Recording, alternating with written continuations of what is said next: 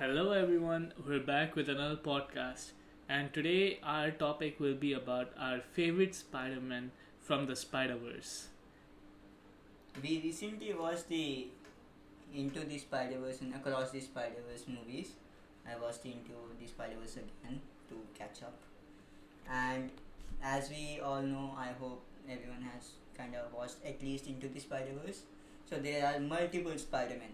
Okay, and even if you have not watched the movies but read somewhat of the comics as well of Spider-Man, there are multiple Spider-Man. Everyone must be aware. It's a whole Spider-Verse. Literally, that's the term. So we have some favorites among those because why not? Exactly, and I've made sure that my favorites will include a variety of different kind of Spider-Man because I know some people out there might be thinking that it's just Marvel trying to cash in on that brand and just make as many repeatable versions of Peter Parker, which is not the case. Marvel has Yeah. been very creative with the character whenever they try to make a variant of him, and some of them I've added in my list. Same. Now, starting off with my favorite, my top five favorite actually. Obviously, I'm gonna just straight out of the bat, I'm gonna say my original 616 Universe Peter Parker is my favorite, like in the top favorites. Mainly because it's the original. This guy started everything. If basically, if I was a Spider-Man, I would be Miguel O'Hara because he fangirls over the original. So we can say the main 616 or 616 speaker Peter Parker is the prime key. He's the holder of he's the central figure Yes, like of all Spider-Man. you could say that he is the source of the web that creates the Spider-Verse. That's a very interesting line to say. Uh, In Across the Spider-Verse, there was this concept that there are some specific events that are supposed to happen in every Spider-Man's life. Do you believe that it is only based out of the events that happened to the original Spider-Man, or do they also constitute of events that happen to other Spider-Men? They consider like it's a mixture of both. Okay, like it depends on the universe itself about what kind of canon events will happen. Suppose if we're going according to Miles is an alternative variant of Spider-Man, right? Although he's not a variant of Peter Parker, he's a variant of Spider-Man. That's important because that just removes all the canon events that Peter Parker would have and creates a whole new timeline for Miles. So canon events would be different, but that would follow for all the Miles variants that are out there in the Spider-Verse. Hmm. Interesting. So original is your number one. Yes. Okay, the OG is the number one for. He is like the biggest Spider-Man fan I know, and literally carrying this card around like a lucky charm or something. So I'll state my number one. Okay, my number one is kind of unique because I am kind of a person who likes to involve all of fandom into everything. My favorite is a Spider-Man that we first talked about in our first podcast, Yes. the Japanese Spider-Man. So officially the Earth is 51778. Okay, the name is not Peter Parker. It's Takuya Yamashiro.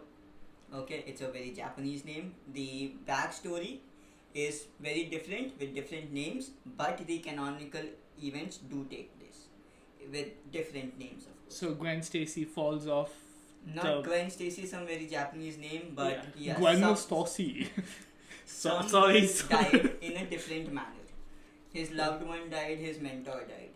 That I'm guessing the version of Gwen Stacy, she died. Let me guess. She jumped off the Tokyo Tower instead of the gold.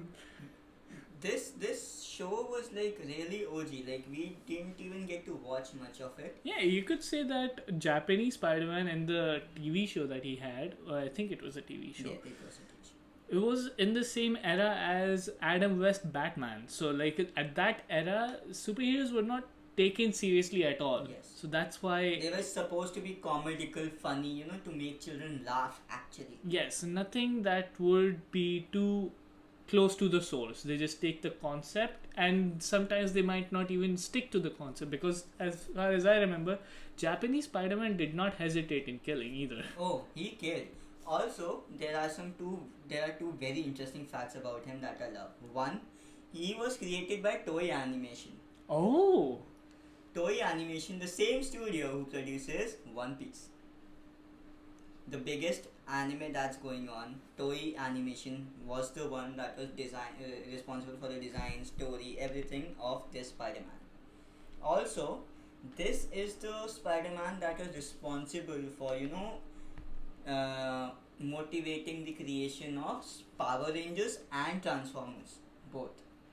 This is what we expanded upon in our first podcast completely.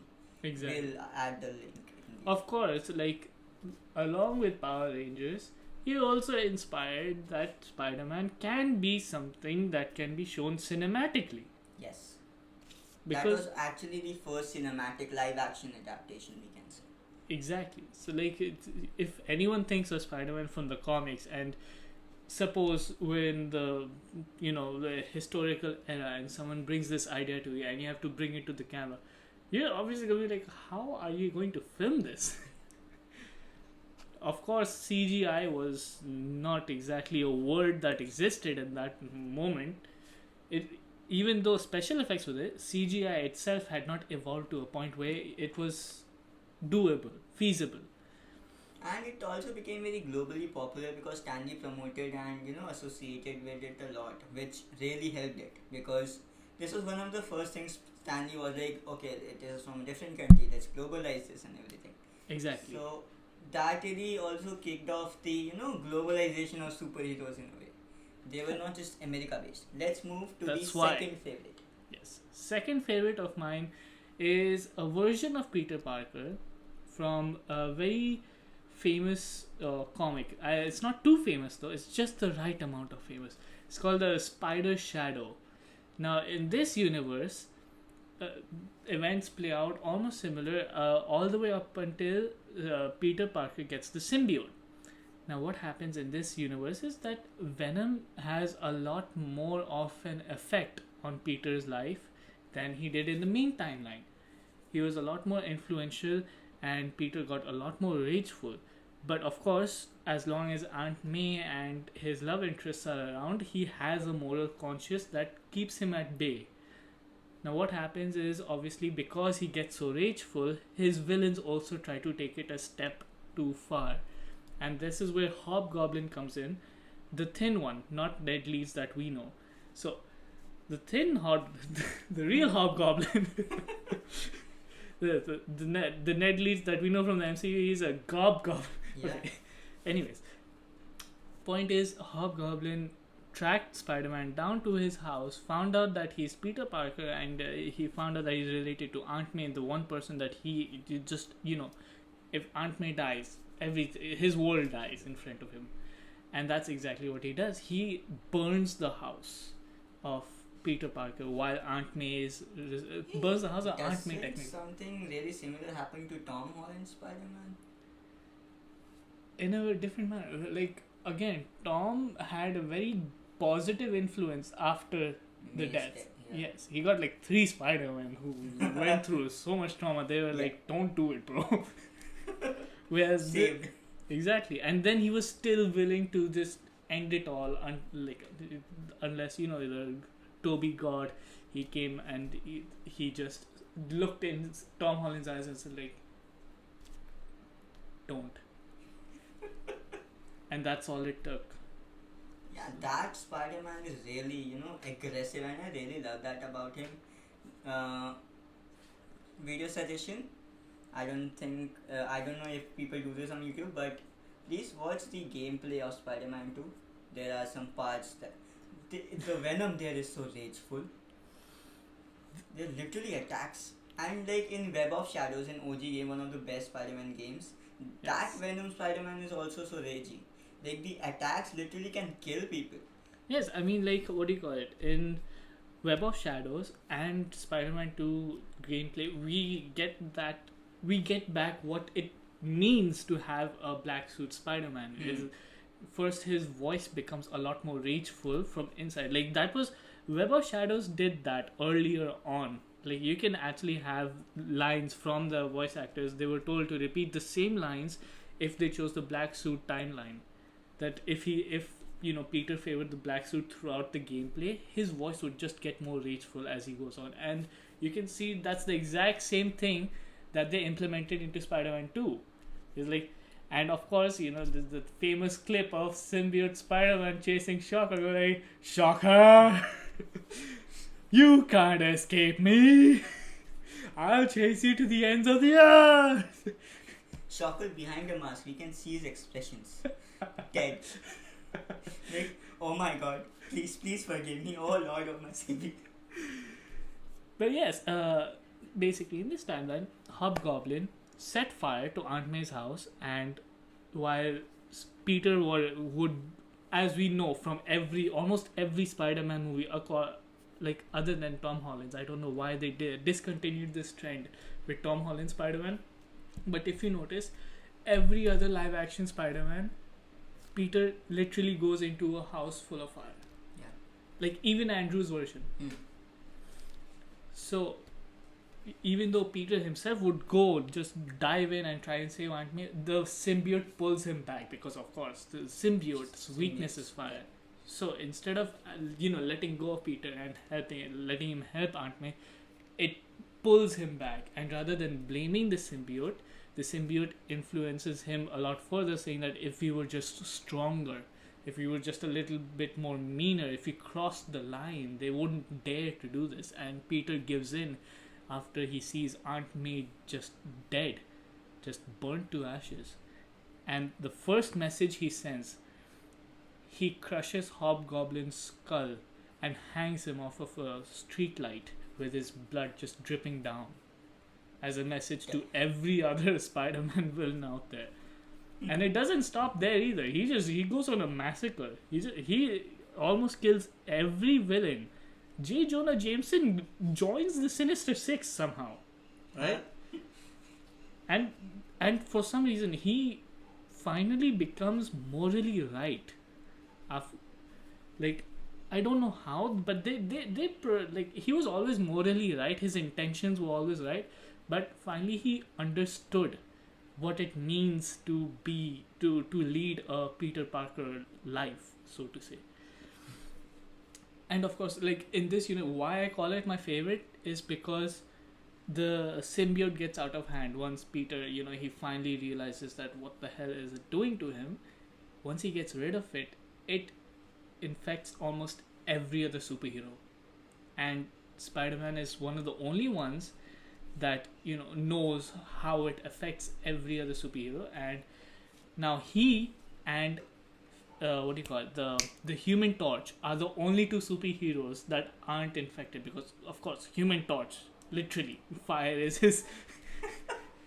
So in this universe, because of the symbiote getting out of hand, I won't spoil too much, but Reed Richards has to sacrifice himself, and of course Peter is to blame. And how he redeems himself is by becoming the new member of the Fantastic Four by the end of the issue. That's enough for redemption, but for killing everyone. I mean, he did take remember in the Flash, the good seasons of the Flash? Yeah. I think it was the third season where Savitar was coming in. So remember they did the fake out, which everyone hated. Like Iris was supposed to die, but it turned out to be HR. He just disguised himself as Iris. So similar to that, the Human Torch disguised himself as Reed Richards so that the symbiote would latch onto him, and then he just flame on. No, that's a way. Exactly. And Peter came up with all of that. So technically, like, it was Peter's genius, like street smart genius, other than his normal genius as well, to try and solve the situation. But of course, he is in a very bad shape. You see Peter with a beard, shirtless. He's getting beaten up by heroes left and right throughout the issue.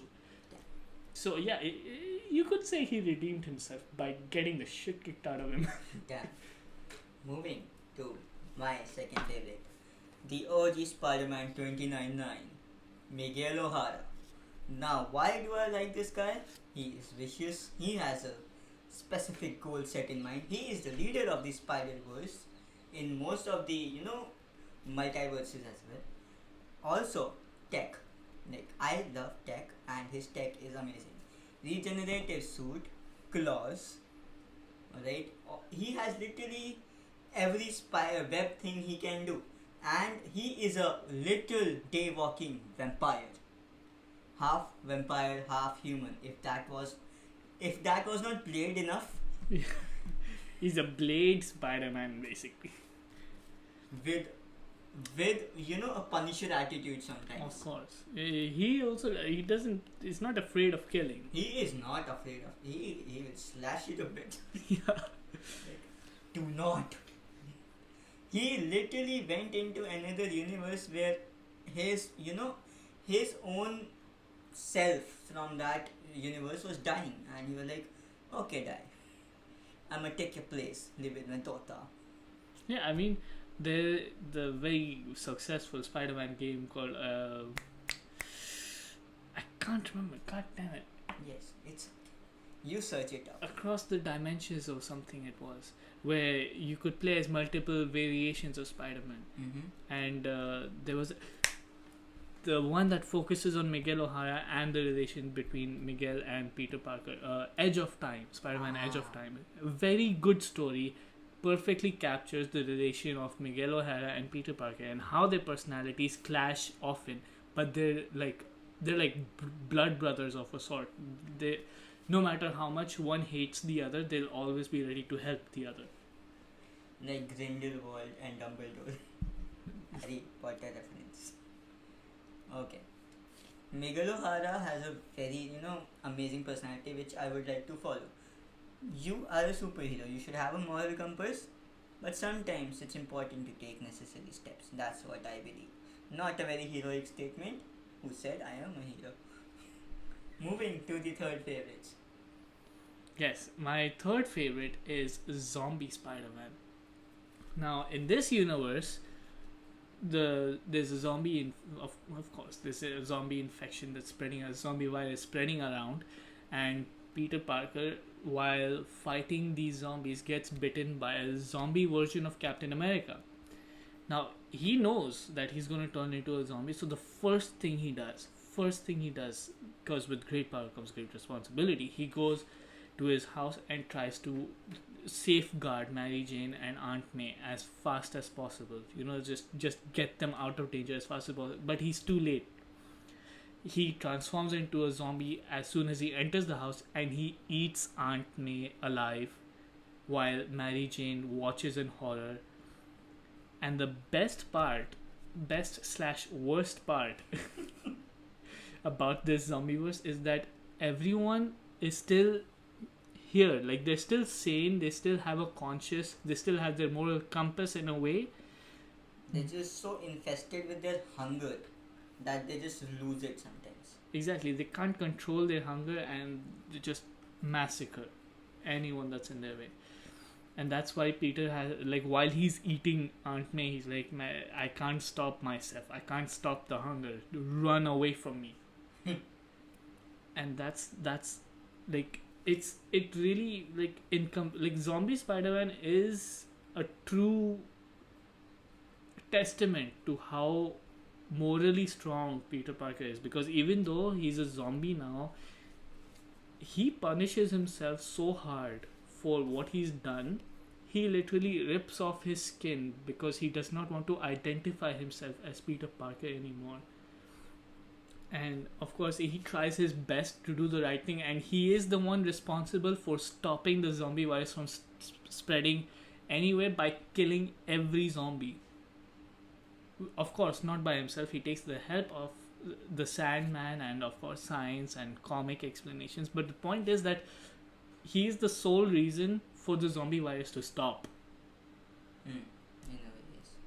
This comic is actually one of my favorites as well, because everyone is so sane yet insane. Black Panther literally used to, store other heroes' body parts to eat every day. He was rationing. He was sane enough to ration, but he was not sane enough to, get the point what he is eating. Like, I know this is wrong. I just can't. Just can't. And the interesting part is, when he turned into the zombie, Peter Parker was, of course, lost it. But in general, throughout, he was one of the sanest. Yes, like he knew what he was doing was wrong. He's tried his level best to stop himself and others from eating each other. Because some heroes and villains had lost it. Completely. Lost it. Ant-Man being he lost it. He ate wasp and everything. Exactly. Okay, so interesting fact about zombie Spider-Man. He individually is the third strongest Spider-Man, only followed by number 1 Cosmic Spider-Man, number 2 Spider-Hulk. Oh. So in base form, as we know, Cosmic and Hulk are energies of the universe. Base form, he is the strongest Peter Parker there was. Kind of interesting fact considering he's rotting flesh.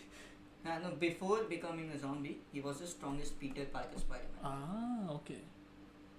That would be an interesting story. Yeah. He was kind of the prime key of his Earth, strongest superhero there is. Makes sense that he's the one who stopped the virus then. He was the main. Moving to my third is Desi Indian Spider-Man, Pavitra Prabhakar. Brown Munda. Yes! Brown. His story is amazing. He lives in Mumbai. So, of course, it's a mixture. That is Earth 50101. We forgot to mention Spider Shadow. Earth is 21619. And Zombie Spider is 2194. Sorry, we forgot to mention. And 299 is 928. But that's in the movie. Watch the movie. Indian Spider-Man, Pavitra Prabhakar. His one thing, his comic design, his suit design is amazing. Yeah, it's like completely culturally appropriate. Yes, culturally appropriate and very unique in a way. Yes. Like with the dhoti and everything, his mask also shows his hair off and everything. Plus, he's one of the most comedical ones. His comic series was just 5 issues, but I actually had a laugh. Very few comics actually are comedical, sadly. That one was, while giving the action and adventure. Of course, there's something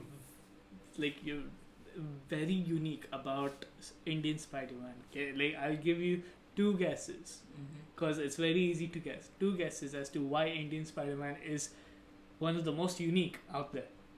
Oh no. These type of games never work.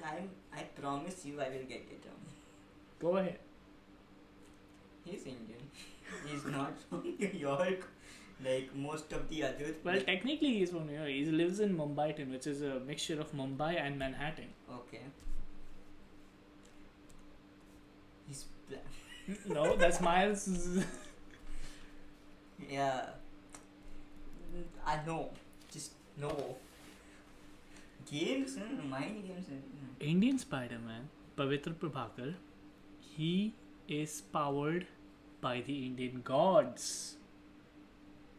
Oh, that is true. Like one of the very few moments where Marvel showcases that the Indian gods not only exist, but they do have. Yes, they do have their own avatars similar to how the Egyptians one had Moon Knight and Black Panther.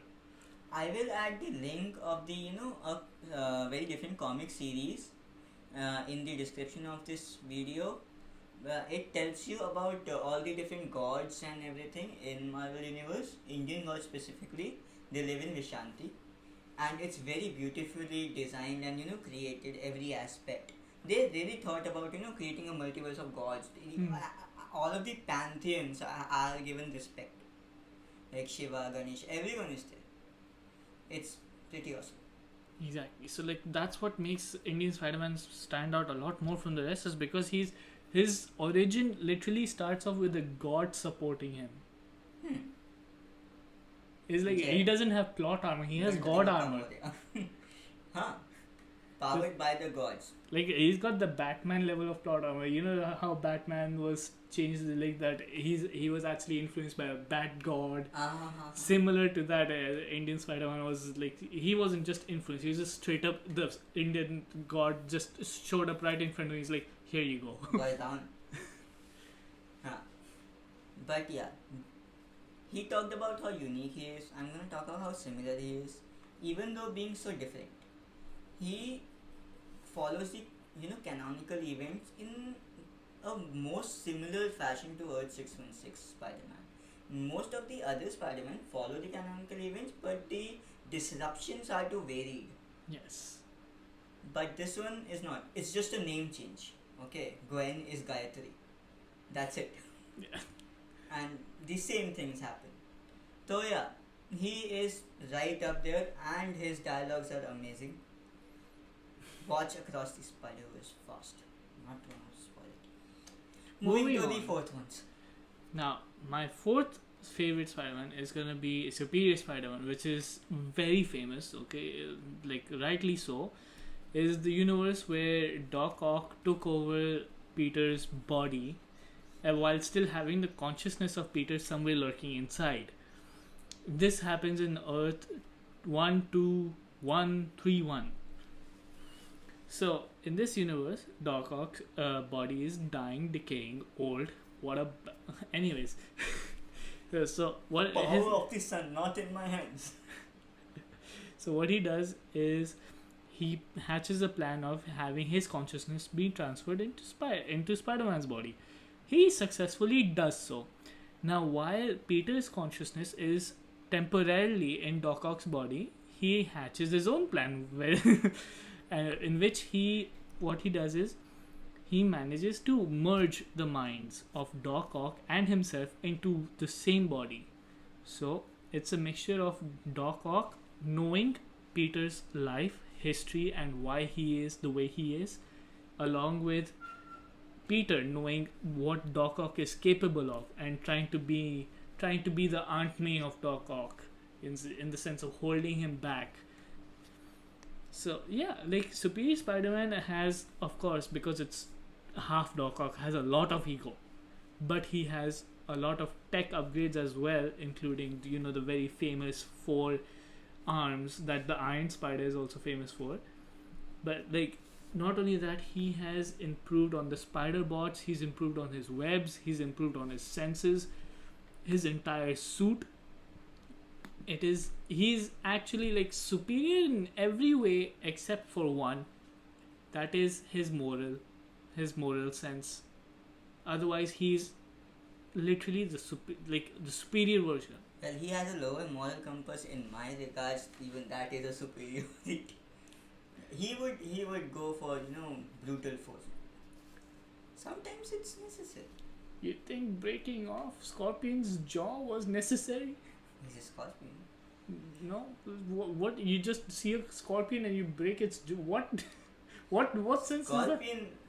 actually, being a villain. Being a villain. Do you remember about Superior Spider-Man also almost headshotting Felicia Hardy with a gun? Cool. That was cool. Assassin Spider-Man vibes. See, that's what I'm saying. There's a difference of being a Spider-Man and there's a difference of being a Punisher, alright? My favorite Batman comics are the ones in which he loses his moral compass and actually shows what Batman can do rather than going around slapping people. And Batman, be scared. He actually makes people scared by doing what he does. Be Red Hood, not bad. Okay. I'm not a criminal, I just have that mindset. Okay, next. My fourth favorite Spider-Man is the strongest Spider-Man in the Spider-Verse. Cosmic Spider-Man. Why Cosmic? He is powered by the Enigma Force. What is Enigma Force? What did you say? Enigma. Okay. Enigma. Also a slug in Slugterra. Enigma Force is a force that brings out, all the cosmic powers into you. Kind of the similar force which powers Captain Marvel. Okay? what is a comparative force to it? The Phoenix force. Yeah. Okay, so there are some ancestral forces in the universe. Marvel accepts that the main universe, in fact every universe, has been created and destroyed multiple times. The Marvel one, specifically Earth 616, the main one, has been destroyed 7 times, and so have been its closest counterparts, including the Earth 13, which is causing Spider-Mans. Okay, but these some forces like Enigma and Phoenix Force, they just continue to exist beyond time. Exactly. They just exist as a separate entity Yes. from the universe itself. So they choose their, like Venom chose his Avatar. avatar. They choose their who will they inherit. So Enigma Force chooses Peter Parker Spider-Man In this universe. in this universe, and he becomes Cosmic Spider-Man. He becomes so strong that he defeats Thanos and Galactus by himself, no problem at all, easy peasy. But also, in my opinion, other than 29-9, he was the one who deserves to be the leader Yes. of the Spider-Verse, because He is morally conscious as well. that was not my reason. Yeah, because in the comics in which we got introduced to him, his Earth was actually, you remember the Inheritors, Dylan? Of course, he was the only one that the Inheritors actually feared.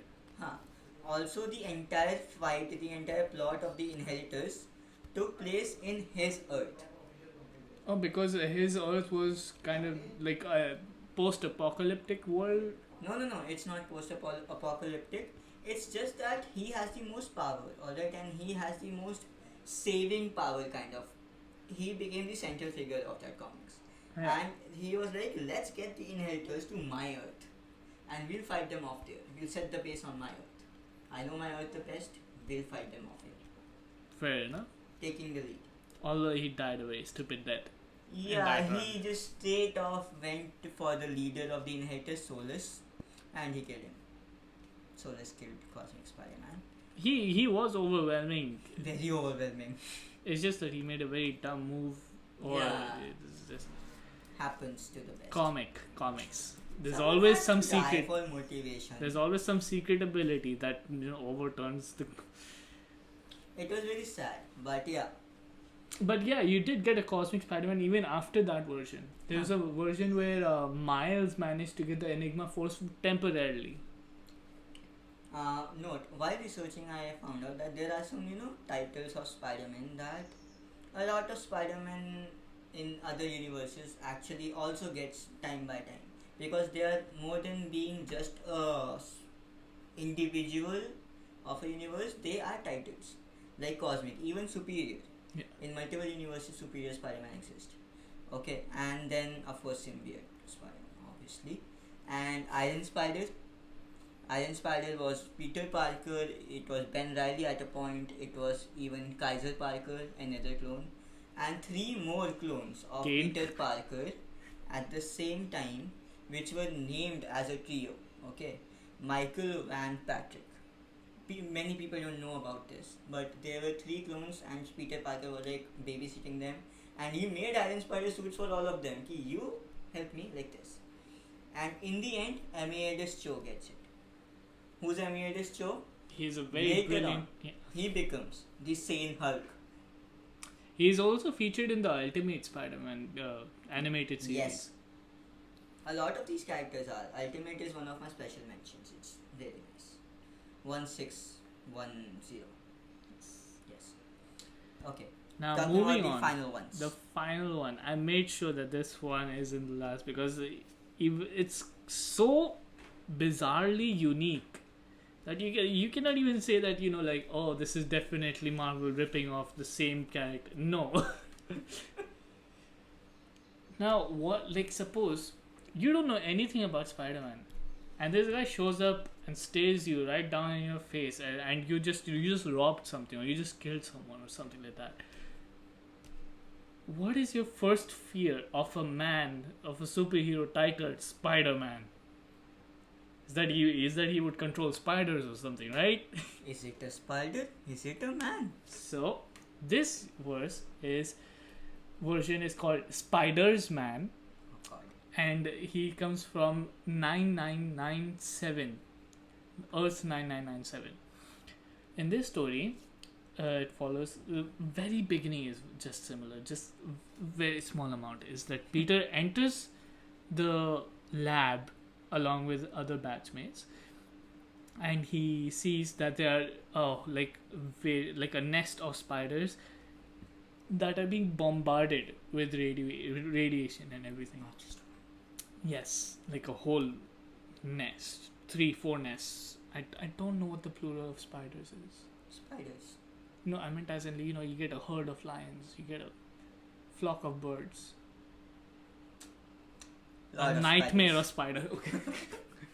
Anyways, Peter, being Peter, finds a way to just fall into the spider nest. Yeah, he finds a way to fall into the nest, and the spiders eat him alive. Okay. They eat him alive and take his consciousness. They evolve into a hive mind. Comic logic. They evolve into a hive mind, and every spider thinks that he or she, they are Spider-Man, as in like one whole unit. And they take over Peter Parker's life as it's them, and later on he puts on the mask calling himself Spider-Man. Did they weave the suit out of Spider-Man? I don't know, but one fun fact is that Spider-Man is one of the few neutral morally. Like you like Miguel so much, right? Like Miguel and Superior. Yes. Yeah. So because Spider-Man was technically created from the death of Peter Parker. That lingering evilness stays within him, and he develops a taste for human flesh later on. Nice. Similar to, let's say, a vampire. But anyways. Miguel does not eat people. Yet. Anyways. Point is that in the same run as Spider-Verse, in the comics, he turns evil completely after some time. But just imagine imagine you're Kraven the Hunter and you're about to punch Spider-Man in the face, knock him out. You're about to win the battle of your life, and you punch the mask, your fist goes through the mask, and millions of spiders just climb your hand, and now you don't have a hand. Oh no, this is gonna give me sleepless nights. Thank you. Spiders, man. Okay, coming to my final fifth favorite Spider-Man. This Spiders-Man was initially neutral, which turned evil. I'm gonna talk about a Peter Parker, which was initially evil and then turned neutral. Okay, the best thing that happened to him, Uncle Ben never died. Exactly. Okay, and he helped him. Yes. Sorry, continue. I'm sorry. I know this one as well. It's also in my favorites. It's just go ahead. Okay. Go ahead. So it was a normal Peter Parker from Earth 11638. Okay, it became Spider-Man. Uncle Ben never died. Helped him train. Okay, Rocky Balboa style. And then they built a machine which helps him get to other Spider-Man from the Spider-Verse. And what he did, he wanted to get stronger to keep his family secure, good reasons. But in a very wrong way. He tried to steal literally the life force out of other Spider-Men, and it built up, and he absorbed it, it built up, and he became stronger. He did it a few times, chose the wrong Spider-Men, which were evil, either just dying or evil or not good for the Spider-Verse, breaking canonical events. But then he got a taste for all this life force and becoming stronger.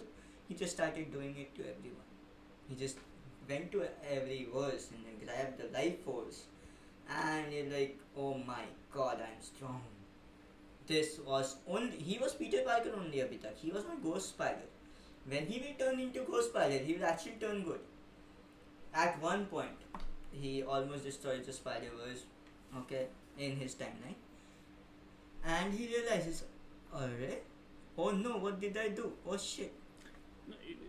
There's a catalyst for why he realizes. The reason why he realizes this is because he finally comes across a wrong version, like a version of Peter Parker that just would not have it.